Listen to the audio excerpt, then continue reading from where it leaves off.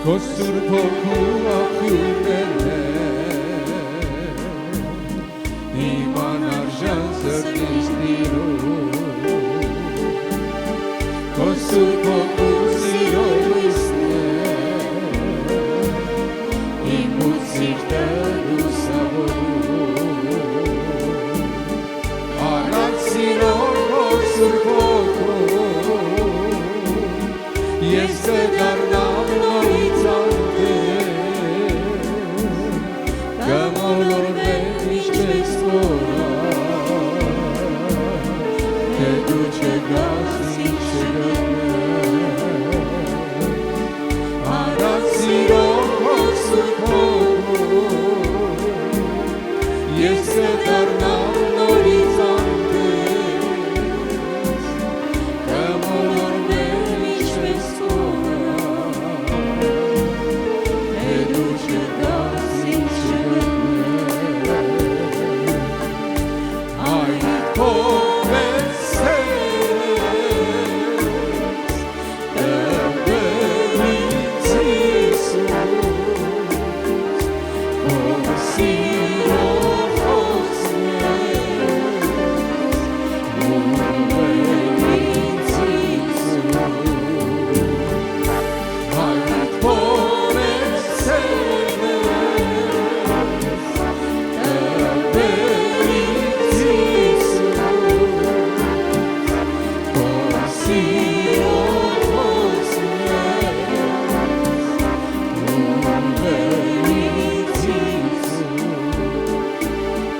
Ես թողնում եմ քեզ նեղանում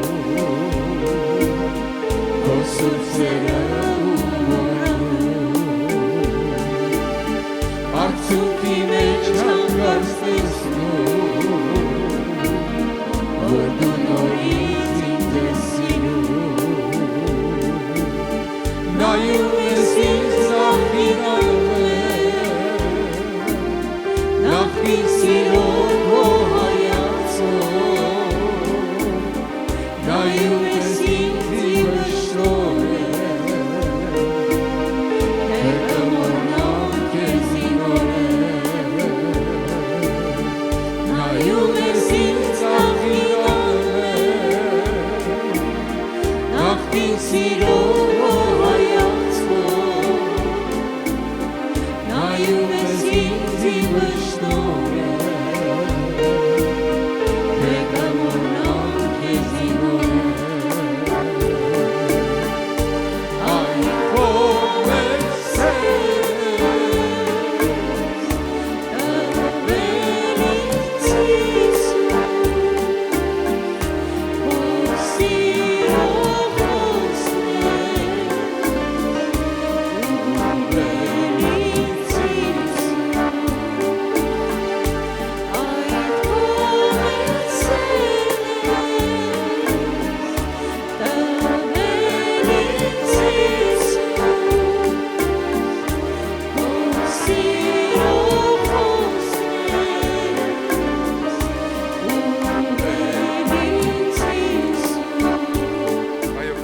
անգամ խոնարհում ենք ներկայության առջևում Տեր Եվ այս սուրբ պահը նորից հանձնում ենք քո սքանչելի տնօրինությանդ աղաչելով Տեր որ դու օրհնես Տեր խոսքի պահը մեր լսելիքները բացես Տեր վերցնես բոլոր տեսակի ծանրություններ մտքի զբաղվածություններ հոգսեր ինչ որ կան եւ շնորհես որպեսզի քո խոսքը Տեր առատորեն գա այս առավոտ յուրաքանչյուրի սրտի մեջ Իսկ ես որպես տկար քո ծառատ խոնարհում եմ գահիդ առջև, խոստովանում եմ քո զորության առավելություն այս վայրի մեջ, որպեսզի ամեն մեկս այստեղից օրհնված, լեցված եւ զորացած գնանք մեր տները։ Անվանդ եւ փառքիդ համար խնդրեցի Հիսուսի անունով, օրհնյալ լինես եւ դու փառավորվես պատվական սուրբ երրորդությամբ, փառած Հայրը, Որդին եւ Սուրբ Հոգին։ Հալելույա։ Նստենք եղբայրներ քույրեր սրտանց ասենք Փառք Հիսուսին այս առավոտվա համար Փառք Տիրոջը որ նորից միասին ենք Տիրոջ տան մեջ Աստծո ողորմությամբ յուրաքանչյուր Կիրակի նորից ուզում ենք հաստատել որ Աստծուց տրված մեզ համար նվեր է Եթե այսօր աշխարհի մարդը առավոտյան արտանում է նորից հասկանում է, որ իրեն հնարավորություն է տրված, նորից հասկանում է, որ իրեն պարգև է տրված, որովհետև մարդիկ կան, որ այդպես հավատք ունեն, որ Աստված իրենց նվեր է տվել ուղղակի օրը։ Բայց մենք առավել ևս եղբայրներ, քույրեր, որպես Աստծո ժողովուրդ հասկանում ենք, որ Կիրակի օրը, Կիրակնօրյա պաշտամունքը դա մի առավելագույն շնորհ է մեզ ամեն մեկից տրված, որպեսզի գտնվենք Տիրոջ տան մեջ, նրա տան օրհնությունից, նրա տան ներկայությունից կշտանանք, լեցվենք եւ զորանանք եւ շարունակենք մեր ընթացքը։ Փառք Տիրոջ այս հնարավորության համար։ Ես այսօր ուզում եմ խոսել մի կարևոր նյութի շուրջ, որը կարծում եմ, որ միշտ այժմյական է եղել։ Ես նայում եմ, որ սրա մասին տարիներ առաջ նորից զրուցել ենք, խոսել ենք եւ կարծում եմ, որ այսօր նաեւ պահն է, որ մենք նորից անդրադառնանք այդ նյութին, ամեն մեկս մեր ճամփաներին զգուշություն անելով եղբայրներ քույրեր։ Գիտենք, որ Աստծո մեծ ողորմությամբ Տերը մեզ այս աշխարհից, այս խավար աշխարհից մոլորյալ ճամփաներից մեզ կանչել է եւ իրեն քաշելով դարձրել է իրեն սեփական ժողովուրդ իր սուրբ ճամփաների մեջ քայլելու, իր կենթանի խոսքով լուսաբանվելու եւ շարունակելու այս սուրբ ընթացքը։ Երբ որ նայում ենք Պետրոս առաքյալի թղթերին, Պետրոս առաքյալը 2 անգամ անդրադառնում այս կարևոր բանի, որ մենք մի ժամանակ այլ ժողովուրդ ենք, որ մենք ապրում ենք այս աշխարհի բռնած ընթացքով, բայց Տիրոջ ողորմությամբ Տերը մեզ քաշեց եւ դարձրեց իր սեփականությունը։ Առաջի Պետրոս 2-րդ գլխի հենց 5-րդ համարից առաքյալը խոսում է, որ մենք որպես Աստծո ժողովուրդ կենթանի քարերի պես կառուցում ենք որպես մի հոգևոր տաճար, սուրբ մի քահանայություն Հիսուս Քրիստոսի ձեռքով Աստծո հոգևոր պատարակներ մատուցանելու։ Եվ շարունակելով այս միտքը առաքյալը շարունակում է ասելով 9-րդ համարի մեջ, ասում է, բայց դուք մի ընտիր ցեղեք, թագավորական մի քահանայություն, սուրբ ազգ սեփական մի ժողովուրդ, որպեսզի հռչակեք նրա առաքինությունները, որ ձեզ խավարից իր լույսին կանչեց, որ մի ժամանակ ժողովուրդ չէիք, բայց հիմա Աստծո ժողովուրդն եք, որ առանց ողորմության եք, բայց հիմա ողորմություն գտաք։ Տեսնում եք տարբերությունը ինչքան մեծ է, որ իր խավարից իր կանչելի լույսին կանչեց, որ մենք կոչված ենք իր առաքինությունները հռչակելու, առավելաբար, որ մենք մի ժամանակ ժողովուրդ չէինք, նկատի ունի որպես Աստծո ժողովուրդ, բայց հիմա Աստծո ժողովուրդ ենք, որ առանց ողորմության ենք, բայց հիմա ողորմություն գտանք։ Եվ նույն գլխի 25-րդ համարի մեջ ասում, որ մեր մեղքերը իր մարմնով խաչապայտի վրա վերցրեց, որպեսզի մենք ազատենք մեղքերից ու արդարության համար ապրենք, որի վերքերով դուք բժշկվեցիք, որովհետև մոլորյալ ոչխարների պես ենք, բայց հիմա ձեր հոգիների տեսուչին ու հովվին դարձաք։ Ուզում եմ շեշտել, որովհետև մոլորյալ ոչխարների պես էիք, բայց հիմա ձեր հոգիների հովվին ու տեսուչին դարձաք։ Այսինքն, մինչև Հիսուսին դառնալը մենք մոլորյալ ճամփաների մեջ ենք եղել, եղբայրներ քույրեր։ Բայց եկավ ժամանակը Աստծո ողորմությամբ իր հրաշալի նախասահմանությամբ մեզ իր ժողովուրդը դարձնելու եւ մեզ դարձրեց իր սեփականությունը մոլորյալ վիճակից, մոլորյալ ոչխարի կարգավիճակից դարձանք մենք մեր հոգիների հովին եւ տեսուչին։ Ես հիմա հարց եմ ուզում ուղղել բոլորիս, որը կլինի նաեւ այսօրվա մեր նյութի հիմնական առանցքը, որ հնարավոր է, որ դարձի եկած հավատացյալը, անգամ վերստին ծնված հավատացյալը նորից մոլորվի Տիրոջ ճամփաներից հեռանալով։ Հնարավոր է սա, եղբայրներ քույրեր։ Եթե հնարավոր է, ուրեմն պիտի ամեն մեկս զգուշանանք մեր ճանապարհների մեջ։ Ոչ ոք չունի այդ կարելի ասել վստահությունը, որ ինքը երբեք չի մոլորվելու, երբեք ինքը չի տկարանալու։ Եվ այսօր Տիրոջ ողորմությամբ ուզում եմ հենց սրա մասին խոսել, որ այս վտանգավոր երևույթի մասին, որ եկեղեցու պատմության մեջ եւ ընդհանրապես Սուրբ գրքի մեջ ենք մենք տեսնում, որ շատերը Տիրոջ ճանապարհների մեջ քայլեցին բավական ժամանակ, բայց հետո մոլորվեցին իրենց ճանապարհներից։ Որ օրինակ կան այդպիսի համարներ, խոսքեր, որ ոմանք առաքյալի հետ էին, բայց թողեցին, ասում են, եւ գնացին այս աշխարհ։ Թողեցին ինձ եւ գնացին այս աշխարհ։ Այսինքն նայելով Աստծո խոսքին, եղբայրներ, քույրեր, մենք շատ բաներ ունենք սովորելու եւ ինքներս մեզ զգուշություն անելու, որպեսզի այս երևույթը, որը կարող է աստիճանաբար կամաց մեր կյանքի մեջ ներս սրդողել, սիրո պաղելու ճանապարհով, գիտեք, աշխարհի հետ այսպես փող համաձայնություն ունենալու ճանապարհով կամաց մարդը փող զիջման ճանապարհով մարդը կամաց ընկնի, տկարանա եւ գնա մոլորյալ նույն ճանապարհների մեջ։ Տեր Հիսուս առակ էր բերում Մատթեոս ավետարան 18-րդ գլխի, ուրեմն 12 եւ 13-րդ համարների մեջ, որտեղ այսպես է գրված, ասում է, ինչպես կերեված ձեզ։ Եթե մի մարդ 100 ոչխար ունենա եւ նրանցից մեկը մոլորվի, 99 ոչխարը լեռները չի թողնիր ու գնա մոլորվածը փնտրելու, հարց է տալիս Հիսուսը։ Եթե գտնելու լինի, ճշմարիտ եմ ասում ձեզ, որ ավելի ուրախ կլինի նրա վրա, քան թե 99-ի, որոնք մոլորված չէին։ Այսպես ձեր երկնավոր հայրը չի հաճում, որ այս փոքրիկներից մեկը կորսվի։ Ուրեմն Տեր Հիսուս խոսում է մոլորված, կորսված ոչխարի առակի մասին, որ եթե մեկ ասում է 100 ոչխար ունենա,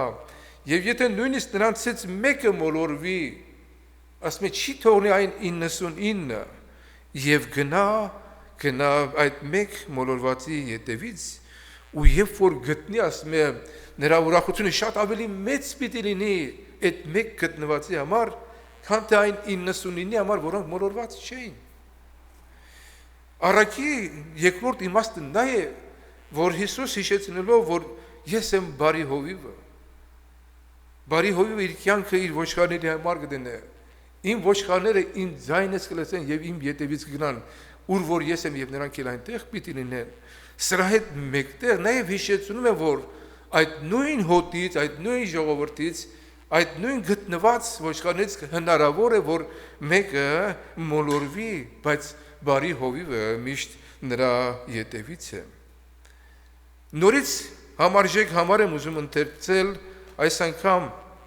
Հակոբոսի 5-րդ գլխի վերջի համարները, որտեղ նորից առաքյալը նույն բառն է օգտագործում, մոլորյալ բառը։ Եղբայրներ, եթե ձեզանից մեկը ճշմարտությունից մոլորվի, մեկը թող նրան դարձի բերե։ Գիտեցած եղեք, թե նա, որ մեղավորը իր մոլորության ճամփայից կդարձնե, մի հոգի մահվանից կազատե եւ մեղքերի բազմությունը կծածկի։ Ահա տեսնում եք զուգահեռ ճշմարտություններ, որ Սուրբ գրքի մեջ գրված է Հիսուսի առակներից մինչև առաքյալների թղթերը, որ եթե ձեզանից մեկը մոլորվի, մեկը որ ունի այդ առաջնորդություն, ասում է թող նրան մոլորյալ ճամփաներից ետ բերի գիտեցած լինելով, որ եթե մեկը այս մեղավոր մոլորության ճամփայից դարձնե, մի հոգի մահվանից կազատե եւ մեղքերի բազմությունը կծածկե։ Հիշում եմ տարիներ առաջ այսպեսի բան էին ուսուցանել անգամ մեր եղբայրներից քույրերից, որ ես շատ զարմացած էի, որ ասում է մահվանից կազատե եւ մեղքերի բազմությունը կծածկե, այսինքն նկատի ունեն նա որ մոլորյալին այդ ճանապարհից ետ բերե, իր մեղքերի բազմությունը կծածկի, դրա մասին չէ խոսքը։ Մեր մեղքերի բազմությունը ծածկում է Հիսուսի պատվական արյուն։ Այլ նկատի ունի, որ եթե մեկը մոլորյալ վիճակի մեջ է եւ ինչ որ հանցանքների մեջ է, ինչ որ դժվարությունների մեջ է, պետք չէ նրան այսպես վիրավորել կամ նրան մեղադրել իր հանցանքների մեջ, այդ ծածկելով, որովհետև սերը ինչ է անում, մեղքերի բազմություն է ծածկում եւ նրան շահելու հրաշալի մի միջոց է։ Մոլորվել բառը հատուկ է այն վիճակին, եղբայրներն, երբ մարդը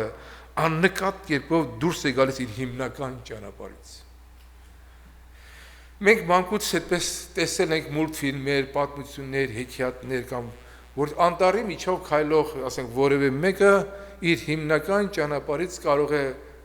անզգուշաբար եւ աննկատ կերպով դուրս գալ հիմնական ճանապարհից եւ այդպես գնալ ու մոլորվել անտառի մեջ եւ չիմանալ թե այդ անտառից ինքը ինչպես պիտի դուրս գա։ Հոգեվոր կյանքում էլ եւս եղբայրներ քույրեր մոլորվելու շատ միջոցներ կա։ Ուղղակի թիվ ու քանակ չկա այս աշխարհում ապրող մարդու համար այն միջոցները, որոնցից հոգևոր մարդը կամ հավատացյալը կարող է մոլորվել, եթե ինքը զգուշություն չանի իր ճամփաներին, եթե արթուն եւ զգաստ չլինի, եթե չնայի թե ինքը որտեղ է եւ իր ճանապարհները ուր են տանում իրեն։ Գիտեք, օրինակ, բուն ինքը սատանան, երբ որ նայում ենք Աստծո խոսքին, մեր հոգիների թշնամին ոչ միայն աշխարհի մարդկանց է մոլորության մեջ գցում, այլ նաև ընկած է հենց հավատացյալների հետևից։ Գիտեք ինչ կերպով, առանց կանգնելու, առանց դադարի, գիշեր ու ցերեկ, որևէ Աստծո զավակի մտածում է ինչ ճանապարհով կարողանա նրան գցել ծուղակը եւ մոլորեցնել։ Գիտեք, մեր հոգիների թշնամին, գիտեք, ինքը անողորմ է։ Նա մի ամբողջ կյանք կարող է հավատացյալին հետապնդել, մինչև նավահանգիստ հասնելը, փնտրել միջոցներ, թույլ տեղեր, տարբեր կերպերով, որպեսզի հավատացյալը չհասնի իր վերջնակետին, որի համար Պողոս առաքյալը ինքն էլ ասում, ոչ թե ես արդեն հասել եմ, հապա ետևից ընկած եմ, որ հասնեմ, ետևի եղած բաներն մոռացել եմ։ Եվ այսպես Տիրոջ ողորմությամբ եղբայրներ քույրեր մենք պիտի հասկանանք, որ ունենք հոգիների ողակալ թշնամի, որ գիշեր ու ցերեկ հետապնդում է Աստծո ժողովրդին մոլորության մեջ գցելուն։ Ես ընթերցում եմ Հայտնության 12 գլխից այդ նկարագրությունը, այդ հոգևոր պատերազմը, շարագույն այդ վիշապի եւ Գաբրիել հրեշտակապետի այդ պատերազմը, որը իհարկե Փարթիրոջը ավարտվում է հրեշտակապետի հաղթանակով եւ վիշապը վայր է գցվում։ Ես ուզում եմ այդտեղ ընթերցել, դա գրված է ուրեմն 12 գլխի 5-ից 9 համարներ, ու երկնքի մեջ ասում է մի ուրիշ նշան տեսա, եւ ահա մեծ շարագույն մի վիշապ, որ 7 գլուխ ու 10 եղջյուր ուներ, իր գլուխների վրա 7 թակ, նրա պոչը երկնքի աստղերի 3-րդ մասը կքաշեր, եւ նրանց երկրի վրա կգցեր, ու վիշապը կանգնեց այն կնոջ առջև, որ ծնանալու վրա էր, որպեսզի երբ ծնի, նրա զավակը կուլ տա։ Կինը արու մի զավակ ծնեց, ու երկաթե, որ երկաթե գավազանը պիտի հովեր բոլոր ազգերին, նրա զավակը հափշտակվեց Աստծո մոտ եւ նրա աթոռի մոտ։ Կինն էլ անապատ փախավ, ու նրա տեղ պատրաստված էր Աստուծմե, որպեսզի այնտեղ կերակրվի 1260 օր։ Ու մենք տեսնում ենք այդ պատերազմը, եղբայրներ քույրեր, որ երկնքի մեջ ասում մեծ պատերազմ ցակեց, Միքայելը ու իր հրեշտակները վիշապի հետ պատերազմեցին։ Մենք գիտենք, որ Հիսուսը երբ որ ծնվեց, հենց ծննդյան օրվանից նույն հակառակորդը նպատակ ուներ Հիսուսին ուղղակի սպանելու, վերացնելու, բայց նա պաշտպանվեց Աստծո կողմից։ Բայց հետո մենք տեսնում ենք այս պատկերը, որ երկնքի մեջ վիշապը իր հրեշտակներով պատերազմում է Գաբրիել հրեշտակապետի հետ։ Ու երկնքի մեջ, ասում է, երբ չկարողացան կենալ, երկնքի մեջ էլ տեղ չգտնվեց նրանց, ուստի վար գցվեց մեծ վիշապը այն առաջվա օծը, որ բանսարկու սատանա կոչվեր, որ բոլոր աշխարհը մոլորեցրեց,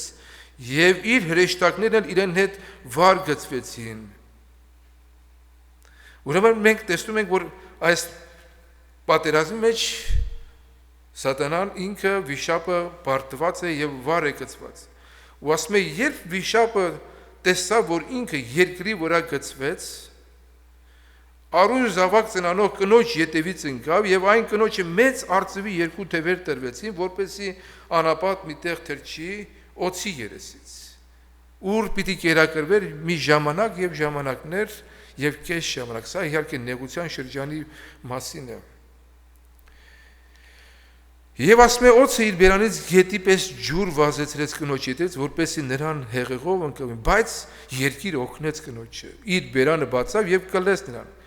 Եվ վիշապը իր բերանից վազեցրեց ջուրը,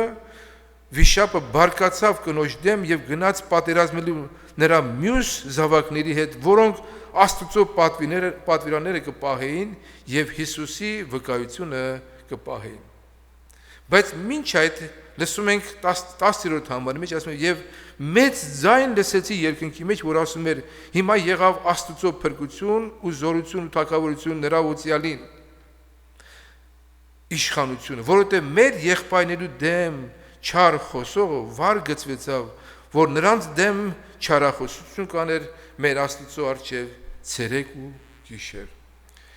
Հասկանալի է, չէ՞, եղբայրներ քույրեր, որ հակառակորդը որքան այսպես ընկած է Աստծո ժողովրդի հետևից, որպեսզի մոլորության մեջ գցելու։ Մոլորության միջոցները նորից եմ ուզում կրկնել բազմազան են։ Ինչպես օրինակ մարդը սուտ երազների հետևից, սուտ մարգարեությունների, սուտ վարդապետությունների, սուտ կասկածների, աշխարհից եկող տարբեր ցանկություններ, այնքան բաներ կան այս աշխարհի մեջ։ Դրա համար առաքյալը ասում է, որ մեր պատերազմը մարմնի եւ արյան դեմ չէ, օդի աներևոյթ իշխանի դեմ է։ Եվ այս պայքարի մեջ մեզ ուղղակի մեկ բան է մնում, եղբայրներ քույրեր, որպեսզի մենք մաքուր խղճմտանք կարողանանք պահել եւ հավատք պահել բոլոր իրավիճակների մեջ։ Եվ Պողոս առաքյալը իր աշակերտին Տիմոթեոսին հենց դա է պատվիրում, որը գրված է առաջի Տիմոթեոս հենց առաջի գլխի 18 եւ 19-րդ համարը, ասում է. այս պատվերը ավանդում եմ քեզ իմ որդյակս Տիմոթեոս, քեզ համար նախապես եղած մարգարեությունների համաձայն, որ նրանց մով պատերազմես այն բարի պատերազմ է եւ ունենաս հավատք ու մաքուր խղճմտանք, որ մեկ քանիները իրենցից մեկդի գցելով նավակոծություն կրեցին հավատքի կողմանը։ Այսինքն որպեսզի հոգևոր մարդը կարողանա պաշտպանված լինել այս աշխարհի մեջ տարբեր տեսակի մոլորություններից, տարբեր տեսակի, ասենք, հակառակորդի թակարդներից, ոտնձգություններից մեկ բան է, երկու բան է ընդամենը պետք։ Մաքուր հավատք, ունենալ հավատ եւ մաքուր խղճմտանք։ Որտեղ սրանք են, որ հավատացյալին պիտի օգնեն, որպեսզի հավատացյալը կարողանա անշարժ մնալ։ Այն խղճմտանքը, որ Տերը իր Սուրբ Հոգով վերահսկում է մեր կյանքը, եղբայրներ քույրեր, դա է, որ մեզ օգնում է, որպեսզի մենք զգուշանանք մոլորության տարբեր տեսակի իրավիճակներից, ճամփաներից կամ գայթակղություններից։ Եվ առաքյալը նույն թղթի 5-րդ համարի մեջ առաջի գլխի ասում է. իսկ պատվիրանքի գլուխը սերն է սուրբ սրտով ու բարի խղճմտանքով եւ անկեղծ հավատքով։ Սուրբ սիրտ, բարի խղճմտանք եւ անկեղծ հավատք, որոնք պահելով եղբայրներ քույրեր մարդը կարող է պաշտպանված լինել։ Երբ որ նայում ենք հին ուխտի սուրբերից, եղբայրներ քույրեր, հիշում եք Ասապի դեպքը, որ Ասապը իր երևույթով էր տարված, իր միջավայրով էր տարված եւ անկեղծ խոստովանություն է անում։ 73-րդ Սաղմոսի մեջ ես ուզում եմ այդ հատվածը ընթերցել հենց առաջի համարից մինչև 13-րդ համարը։ Ասում է հիրավի Աստված բարի է Իսրայելին, այսինքն սրտով մաքուրներ։ Տեսեք, ես խոսում եմ մաքուր սրտով բարի խղճմտանք եւ մաքուր հավատք։ Աստված բարի է, ասում է սրտով մաքուր եղողներին, որովհետեւ քիչ մնաց, որ իմ ոտքերս ծռեին եւ մաս մնաց, որ իմ քայլերը սայթաքեին։ Այսինքն կանգնած է գայթակղության եւ մոլորության առջեւ ինչի համար, որովհետև նախանձեցի հպարտներին եւ ամբարիշտների հաջողությունը տեսա, քանզի իրենց մահվան ժամանակն էլ ցավ չունեն, մարմիններն էլ պարարտ է։ Նրանք ուրիշ մարդկանց նման չեն, նեղության մեջ չեն եւ ուրիշ մարդկանց պես չեն տանջվում։ Նրա համար վզնոցի պես ամբարտավանությունը նրանց կշրջապատե, բռնությունը հանդերձի պես նրանց կծածկե, նրանց աչքերը պարարտությունից դուրս կելնեն եւ սրտի խորհուրդներից այն կողմ կացնեն։ Սա գիտեք, եղբայրներ, քույրեր, որքան սարսափելի երևույթ է, երբ որ հոգևոր մարդը, հավատացյալ մարդը նման միջավայրով է շրջապատված։ Երբ որ մարդուն փորձում ես անկեղծորեն Տիրոջ մասին խոսել կամ վկայել, տեսնում ես, որ ասում է իրաց սրտի խորհուրդներից այն կողմ են ասում, ծաղր են անում ու չարությունով խոսում եւ բռնության համար հպարտությունով են խոսում։ Աշխատանքից տեղը խոսում եմ մեկի հետ, այսինքն ինձ հարցում տվեց, գիտի, որ ես հոգևոր մարդ եմ, բայց ինքն էլ հակառակող մեկը եւ իրեն միշտ մտատանջում է, թե իմ ընթացքը ինչպես է, արդյոք ես շարունակում եմ իմ ճանապարհը Տիրոջ ճամփաների մեջ, Տիրոջ հետ հաղորդակցության մասին։ Ինձ հարց է տալիս, ասում է քո գործերը ինչպես է վերևի հետ։ Գիտեք, աշխարհի խոսակցական կա։ Ասում է լավ եմ, բարդ Տիրոջը, Փառք Աստծո, իսկ քո վիճակը ինչպես է։ Ես իրան եմ հակադարձ հարցնել։ Դե իմ վիճակը լավ է, ասում Փառք Աստծո, չէ՞։ Ասում է ինչի Փառք Աստծո։ Դե ասում եմ, որ դու ներկայադրությամբ ողջ կանգնած ես դեմ ես։ Աստված քեզ կյանք է տվել։ Աստված է քեզ տվել։ Էլ մնացածը չեմ շարունակում։ Ասեց ինձ կյանք տվողը իմ հերս է։ Եվ մի այնպիսի մի այլանդակ հայոյիչ խոսք օգտագործեց, որ ես ուղղակի գլուխս բռնեցի, ասի Տեր Աստված, գիտեմ, որ մենք բոլորս մեղավոր ենք, բայց դու ինչպես ես համբերում, ինչպես ես համբերում մեղավորներին։ Հասկանում եք, եւ ասապը այսպիսի վիճակի մեջ է, ասում է իրենց սրտի խորհուրդներից այն կողմ են անցնում, ծաղր են անում, չարությունով են խոսում, բռնության համար, հպարտությունով են խոսում։ Բերանները երկնքի դեմ են դնում ու իրենց լեզուն երկրի վրա կպտտի, սրա համար իր ժողովուրդը այստեղ պիտի դառնա ու առատությունով ջուր պիտի քամվի նրանց։ Այսինքն Աստծո ժողովրդի համար կա միջոց։ Տիրոջ ջրով, Տիրոջ առատությունով նորոգվելու։ Ես ինչու եմ այս օրինակները բերում, որովհետև երբ որ այսպիսի երևույթների առջև է կանգնած, հակառակորդը շատ լավ օգտագործում է մտքի պատերազմը։ Հասկանում ես։ Եվ կաթիլ առ կաթիլ կարող է հավատացյալի կյանքի մեջ այս մոլորության ընթացքի մեջ ավելի առաջ տանել։ Հիասթափության, կասկածանքի, ինչպես օրինակ ինքը Ասապը, որ Աստծո մարդ է։ Եվ ասում են, Աստված ինչպես կարող է գիտենալ բարձրյալի մոտ գիտություն կա, ահա սրանք են ամբարիշտները, որ միշտ հաջողություն ունեն եւ հարստությունն էլ կավելացնեն։ Պատկերացնում եք։ Հիրավի զուր տեղը իմ սիրտս մաքրեցի ու իմ ձեռքերս անմեղությունով լվացի ավելին, որովհետև ամեն օր կտանջվեմ եւ ամեն առավոտ կխրատվեմ։ Այսինքն երկու հարց է առաջանում։ Այսպես ենթակա մոլորության ենթակա հավատացյալի կյանքի մեջ, որ մտածում է, որ ինքը զուր տեղն է իր սիրտը մաքրի, եթե ամբարիշտը նման հաջողությունների մեջ է, կամ ամեն օր Տիրոջից խրատվում են խղճմտանքի ճանապարհով, չէ՞ որ Աստված մեզ կրթում է, որ այս բանը այսպես պետք է լինի, այս բանը այնպես, իսկ ամբարիշտները ազատ են նման խղճմտանքի հարվածներից, պատերազմը որքան դաժան է եւ խայթող է։ Եվ իհարկե մենք գիտենք, եղբայրներ, քույրեր, որ Տերը ինչպես ողորմեց նրան, նույն իրեն Ասապին, երբ որ տարավ մի հատ սրբարանը մտնելու Տիրոջ ներկայության մեջ եւ նրանց վախճանը ցույց տվեց, թե նրանց վախճանը որքան ահավոր պիտի լինի, որ նրանց պատկեր անգամ ասում է պիտի անարգես, երբ իմ սիրտս ցավեց, ասում է, եւ իմ երեկամուկներս խոցվեցան, ես հիմար էի եւ չգիտեի ու կարճեվանոսումների պես էի։ Տերը թող օրհնի մեզ, եղբայրներ, քույրեր,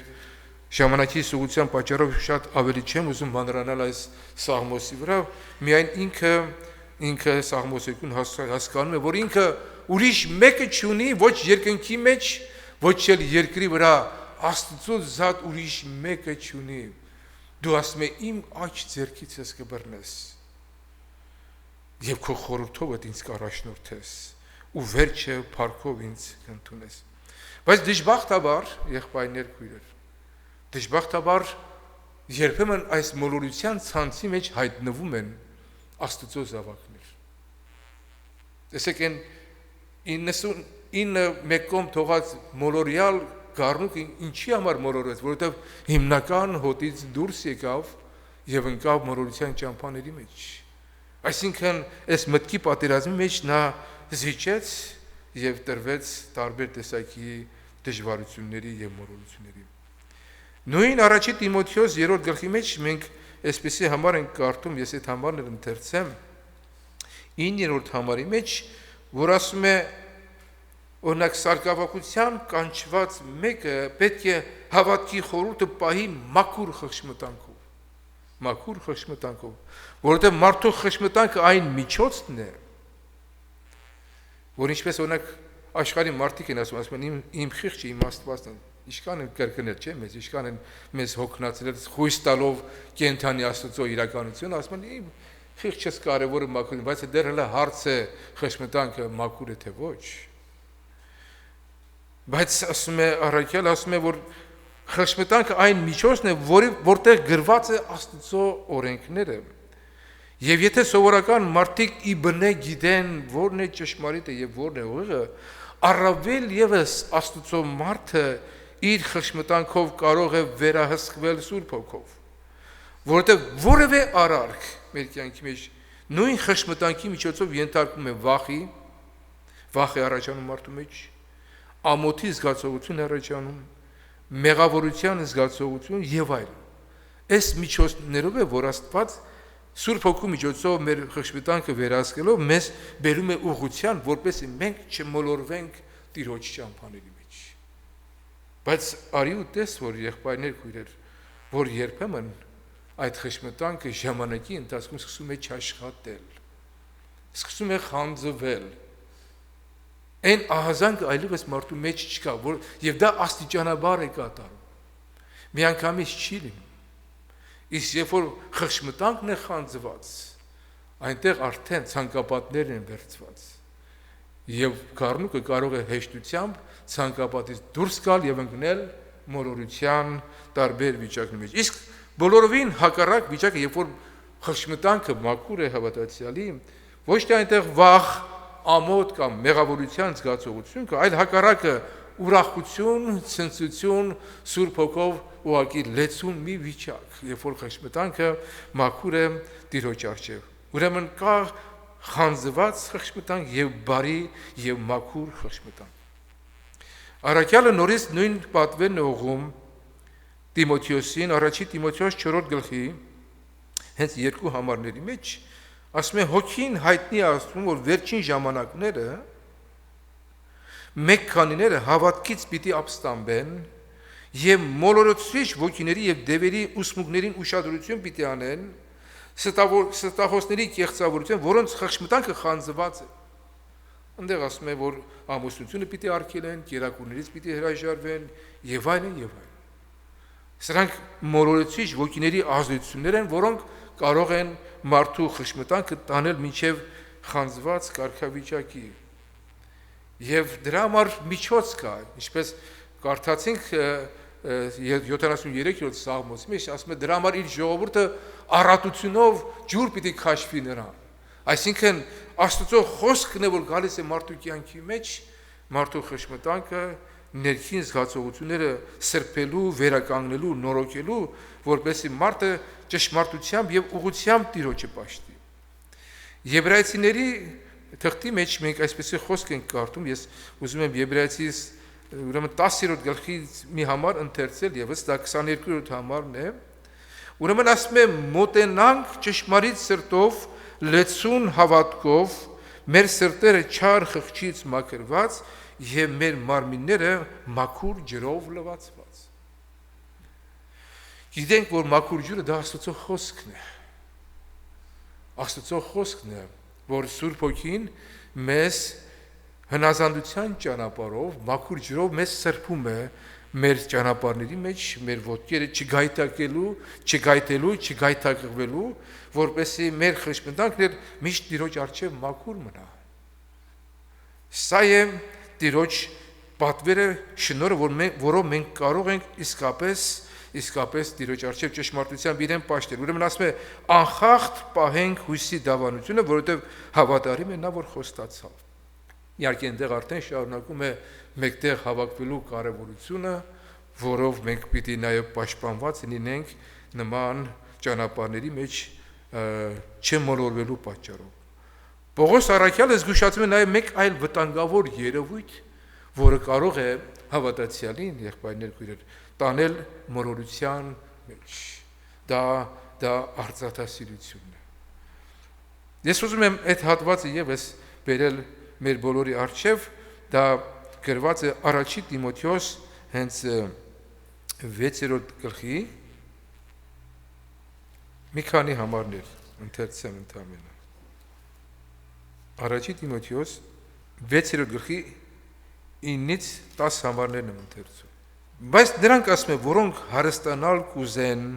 կընկնեն փորձության, որոգայթի եւ շատ հիմարական եւ վնասակար ցանկությունների մեջ, որոնք ավերումի կամ կործանումի մեջ կընկնեն մարդիկ, որովհետեւ բոլոր չարությունների արմատը արծաթասիրությունն է, որին մեկ քանիները անznատու լինելով հավատքից մոլորեցին եւ իրենք իրենց շատ ցավերով խոցեցին։ Ահա թե ինչ պատճառներ կան, եղբայրներ քույրեր։ Եվ գիտեք, այս աշխարհը եւ ինքը հակառակորդը կարող է այսպես կարմիր այսպես գոտիներ փռել հավատացյալի առջև աշխատանքի հաջողության կամ տարբեր ճանապարհներով մարդուն հարստության դռներ բացելու եւ մարդը ընկնի մեծ մոլորության մեջ, հավատքից մոլորելու եւ ինքն իրեն տարբեր ցավերով խոցելու մեջ։ Ինչ բան է արծաթը։ Ինքը արծաթը կամ հարստությունը ինքը մեղ չի, այլ նրա նկատմամբ սերն է, եղբայրներ քույրեր, որ հավատացյալին կարող է տանել մինչև իսկ հավատքից մոլորվելու։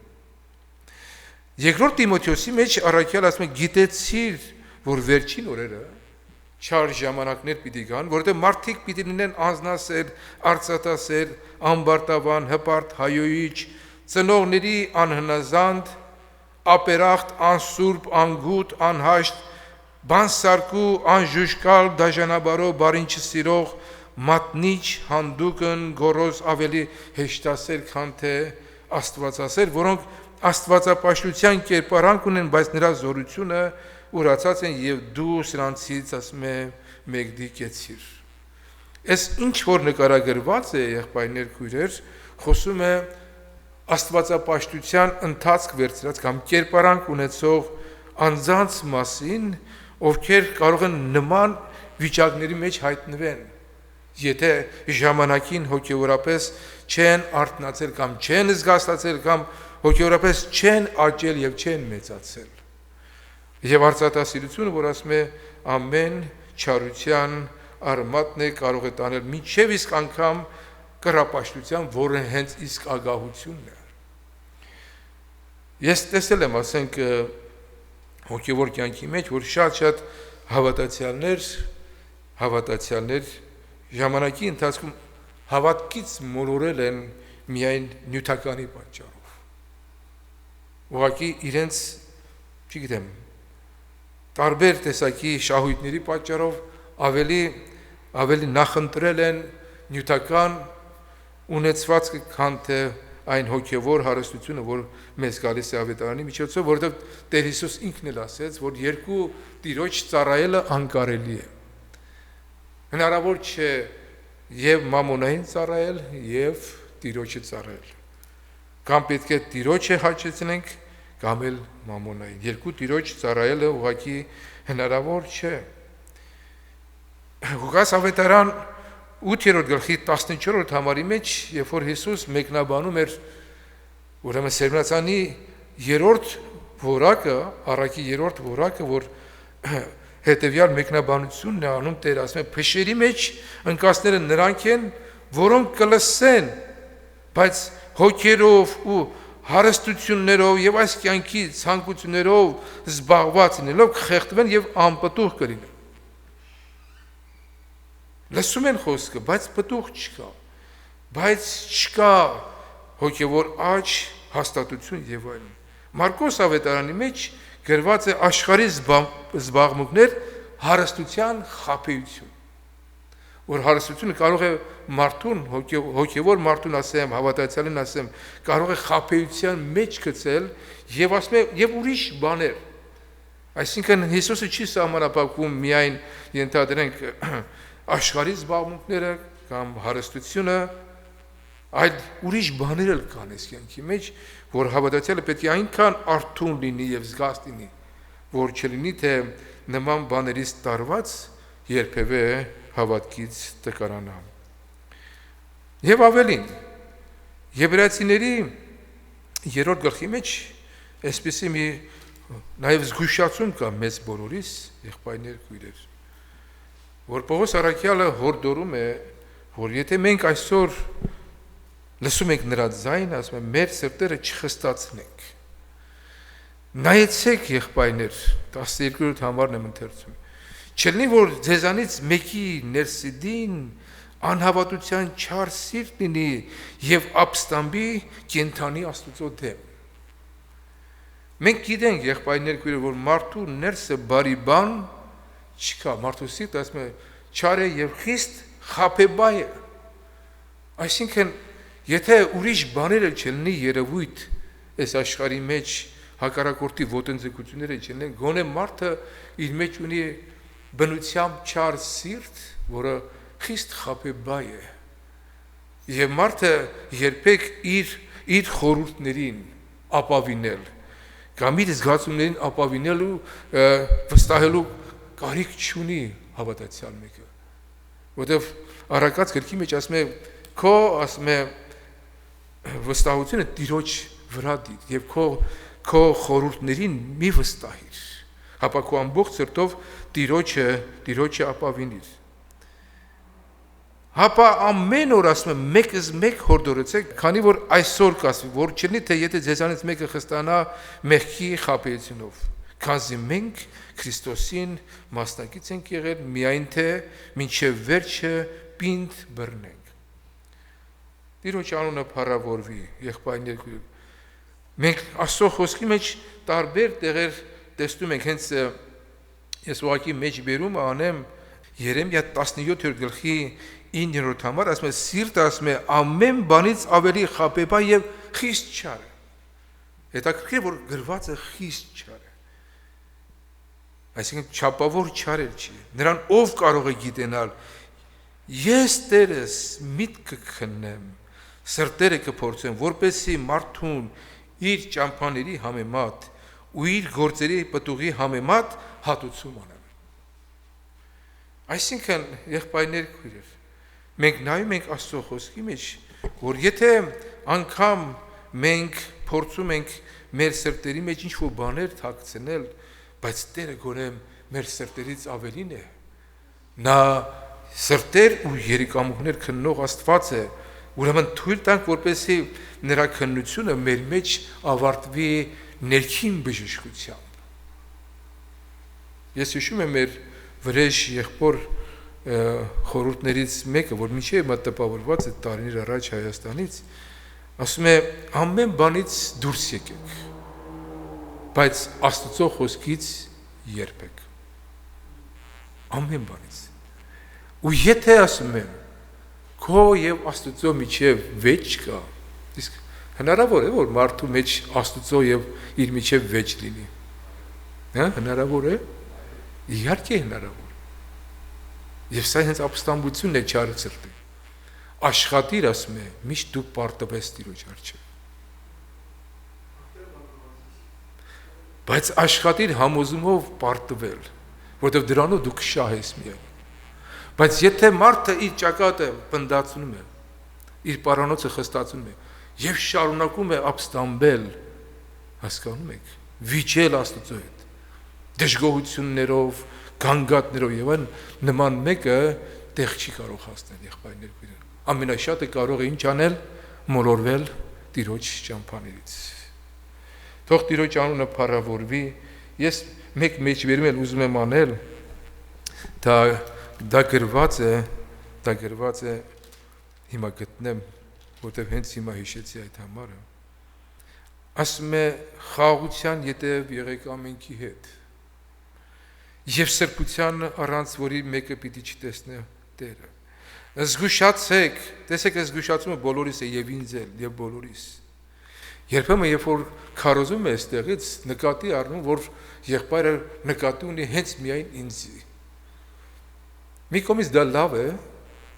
բայց մյուս կողմից է նաև վտանգավոր է ընկնելու սատանայի թակարդի մեջ, ասելով որ այս եղբայրը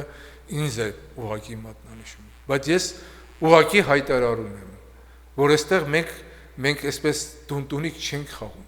ինչ որ մեկին բան հասկացնելու, ինչ որ մեկին մի բան ասելու։ Մենք քարոզում ենք Աստծո խոսքը առանց խարդախության։ Այդ թվում նաև այդ խոսքը վերաբերում է նաև ինձ, որովհետև ես էլ եմ մարդ։ Ասում ես զգուշացեք, չնի որ մեկը Աստծո շնորհքից ետ մնա, չլինի որ դառնության մի արմատ վեր երևնալով ձեզ նեղե եւ շատերին պղծե։ Այսինքն եթե մենք ամեն մեկս մեր տեղում ուշադիր չենք, զգոն չենք,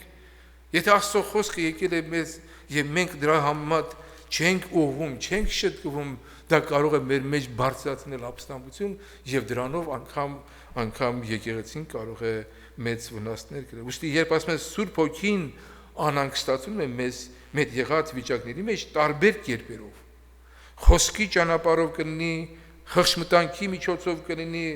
մեր սրտերը չխստացնենք, հապա ընդունենք խրատը, որովհետև առակած գրքի մեջ գրված է խրատը պահողը կյանքի ճամփու մեջ է, բայց հանդիմանությունը մեր ժողը կմոլորվի, ուղղակի կմոլորվի։ Ինչքան պարզ է, չէ՞ գրված Աստծո խոսքի մեջ։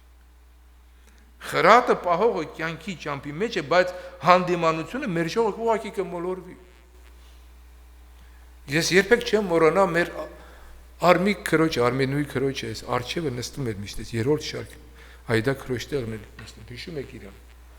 2003-4 թվերի, 5 թվերի պատմություն եմ ասում։ Քույրիկը գնաց Հայաստան եւ ննջեց։ Այնքան քաչ քույրիկ էր այս քույրիկը։ Այնքան քաչ քույրիկ, անկեղծ անձ, նկատի ունեմ այս իմաստով։ Ասում եմ, որ այսօր խոսքը ինձ վերաբերվեց։ Եվ ես ուրախ եմ, որ այդ խոսքը եկել է ինձ։ Ոչ թե նեղված եմ եղբորից կամ խոսքից, այլ ես ուրախ եմ, որ այդ խոսքը Տերը ինձ է ուղարկել։ Եղբայրներ քույրեր, ուղղակի ես աղաչում եմ Քրիստոսով։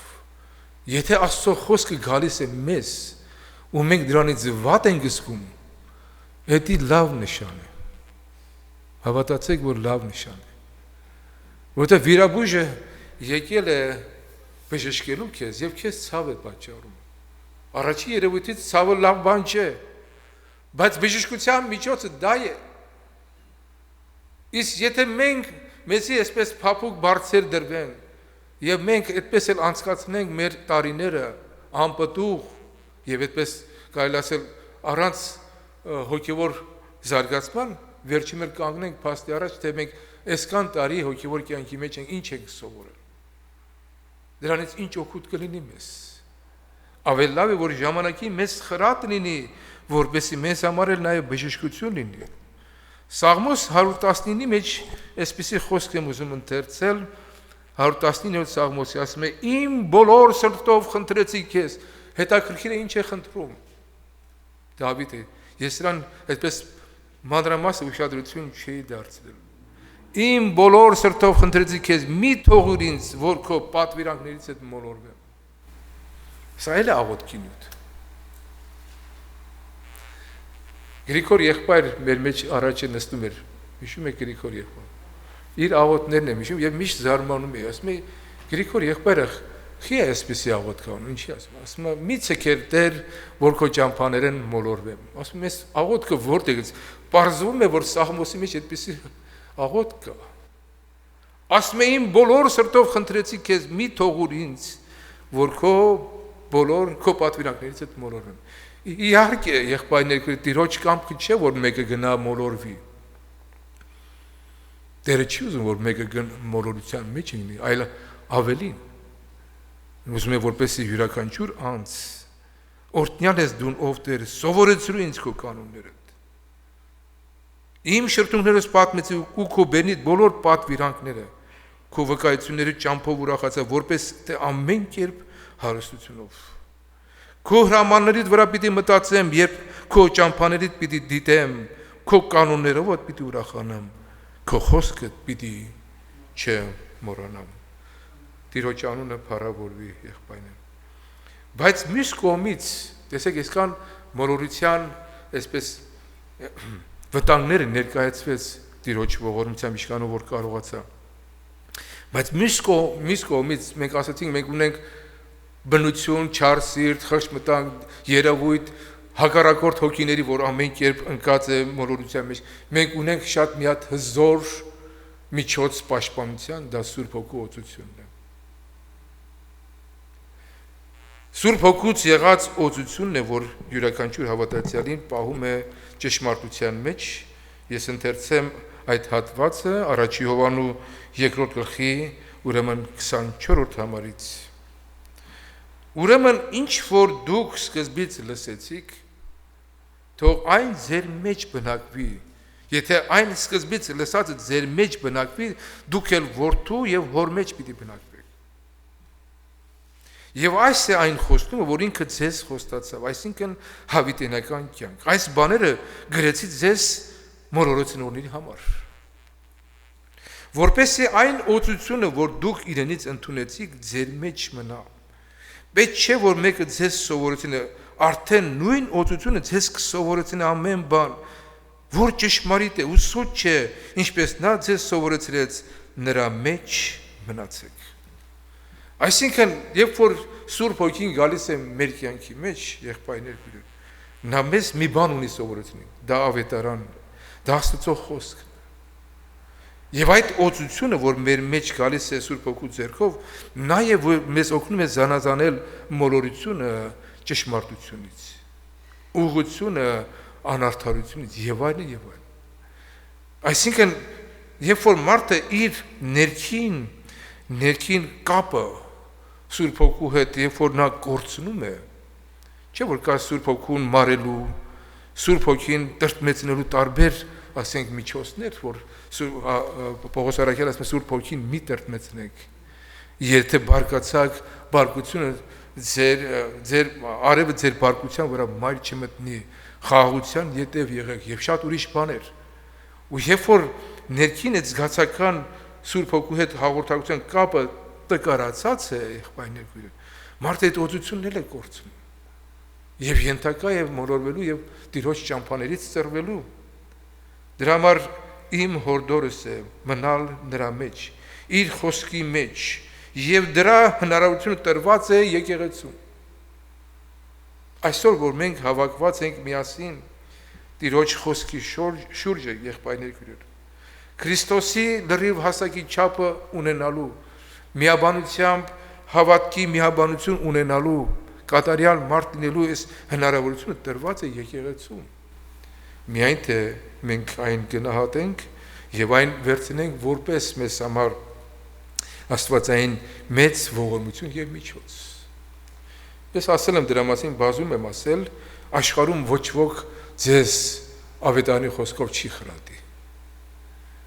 Աշխարհում ոչ ոք քեզ ճշմարտության ճամփաների մեջ չի առաջնորդի։ Այլ քո եղբայր եւ քույրը, եկեղեցին, Աստծո ժողովուրդը, որտեղ մենք հնարավորություն ունենք եղբայրներ քույրեր հասնելու այդ օրհնյալ կատարելության, որի ետևից ընկած ենք, որ հասնենք։ Եփեսացիների թղթի մեջ վերջացնում ենք Եփեսացիների 4-րդ գլխի 14 եւ 16-րդ համարների մեջ առաքյալը շարունակում է այդ միտքը, որ մինչև որ մենք բոլորս հասնենք Աստծո որդու ճանաչելու միաբանությանը, կատարյալ մարդ լինելու Քրիստոսի լրիվ հասակի չափը ունենալու համար մենք տեսնում ենք Աստծուց տրված շնորհները, պարգևները, վարդապետները, առաքյալները, մարգարեները, հովիվները եւ այդ բոլոր պաշտոնի գործը, որ մարմնի շինության համար է, առաքյալ ասում է, որպեսզի սրանից հետո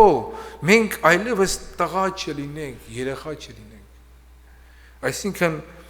հոգևորապես մանուկ վիճակի մեջ չլինենք, երերած ու վարդապետության ամեն կողմերից այս կողմ կամ այն կողմ տարուբերված մարդկանց խաբեությունով, որոնք խորամանկությամբ կխաբեն եւ կմոլորեցնեն։ Այսինքն նորից պաշտպանվելու միջոցը եղբայրներ քույրեր, տղա չլինելու, հասուն հոգևոր մարդ լինելու համար միաբանությունն է, որպեսզի այլևս մենք աշխարհի կողմից եղած խորամանկություններ, տարբեր միջոցներով հանկարծ չմոլորվենք, հապա սիրով, ճշմարտությանը հետևելով, ամեն բան նրանով աճեցնենք, որ գլուխ է, այսինքն Քրիստոս։ Կապը պաշտպանվում է Քրիստոսի հետ, նորից եմ կրկնում, մարմնի միջոցով, եղբայրներ քույրեր։ Մարմնի մեջ է, որ ձեռքը զգում է գլխի, կարելի ասել, իրականությունը։ Մարմնից դուրս ձեռքը գլխի հետ կապ չունի։ Եկեղեցու մեջ է, որ մենք իրարու հետ մեկ մարմին ամբողջացած աճելու հնարավորություն ունենք, որից բոլոր մարմինը մեկտեղ կազմված ու բոլոր հոդվածները իրարու հաղորդվելով կցված, ամեն մեկ մասի չափով ներգործելով, սիրով մարմնին աճում կտա իրեն շինությանը համար։ Ահա պաշտպանությունը եղբայրներ։ Ամփոփելով այսօրվա խոսքը ասելիքը հետևյալն է, որ յուրաքանչյուր հավատացյալ մինչև վերջին օրը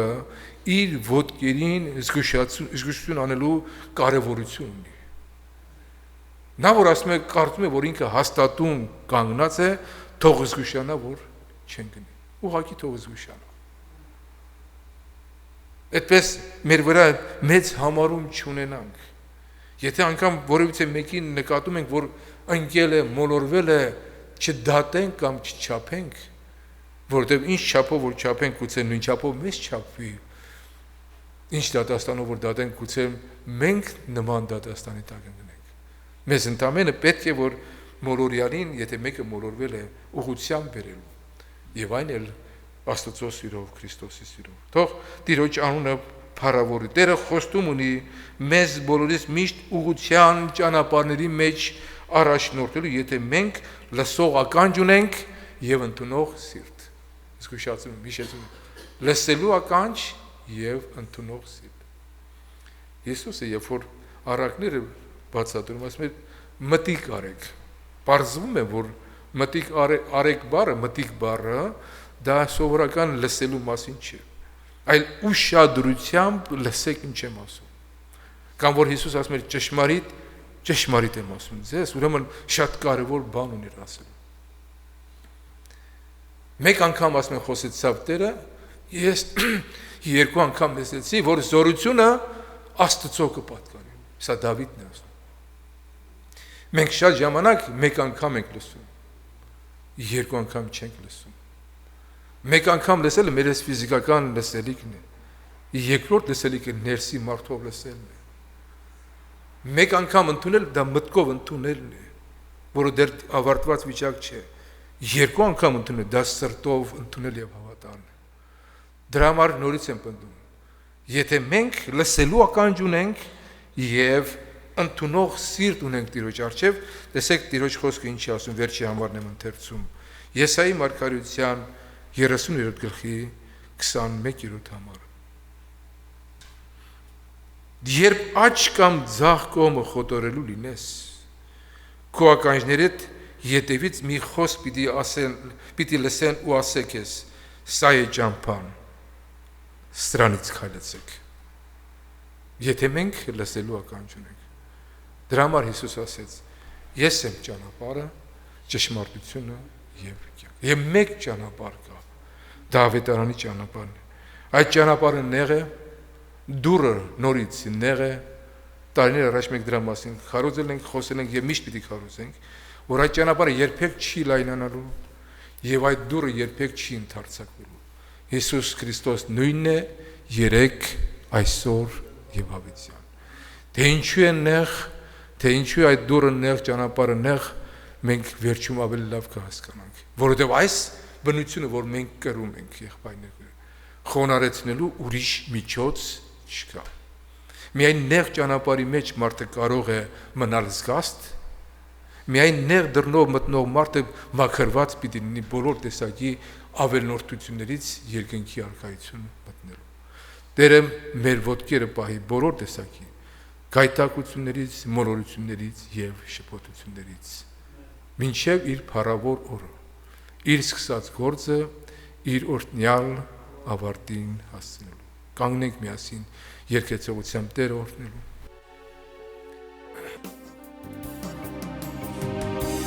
Որքան կուզեմ, որ տեսի, Արվեմ քո վերցքին, որ պատմեմ քեզ ցավերս բոլոր, բացեմ սիրտային, բացատրես ինձ հոսերն անում, որ ես հասկանամ, որ այսուն այն կյանքի մեջ չմոռանամ, բացատրես ինձ խոսերն անում, որ ես հասկանամ, որ այսուն այն կյանքի մեջ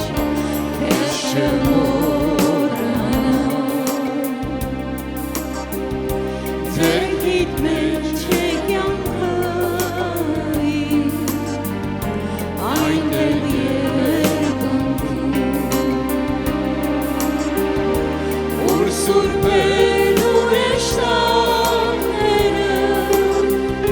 քեզ են ողերգում, թագավորի դու իմ սրտում, երկնային հարգում,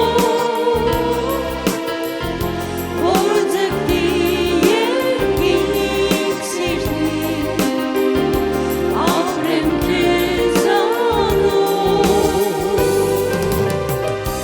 թագավորի դու իմ սրտում, երկնային հարգում, որ ձգտի երկինք սիրտին, ապրեմ քեզանով, ով Տեր դու շատ բարձրում ես, բայց սրտով խոնարհ, քո փառքը երկնքից վեր է, ու սերը տարվող, թագավորի դու իմ սրտում, լինեմ ես խոնարհ, տեսնեմ սերդ իմ կյանքում, ապրեմ քեզ համար, թագավորի դու իմ սրտում, լինեմ ես խոնարհ, տեսնեմ սերդ